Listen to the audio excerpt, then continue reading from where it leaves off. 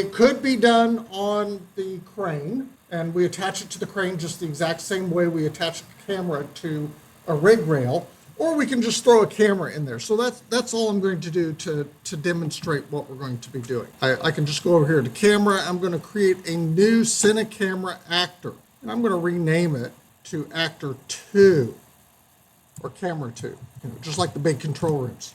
Go to Camera 2. So now we've got Camera 2 in here, and we can position it wherever we want. Right now I'm on Camera 2. So I'm going to have a Camera 2, and I'm just going to place it over here at a random position. So we're going to include camera component there, and I'm just going to tell it to go ahead and move this all the way over here because it's gone all the way around. And then we're just going to set a keyframe right there to stop that.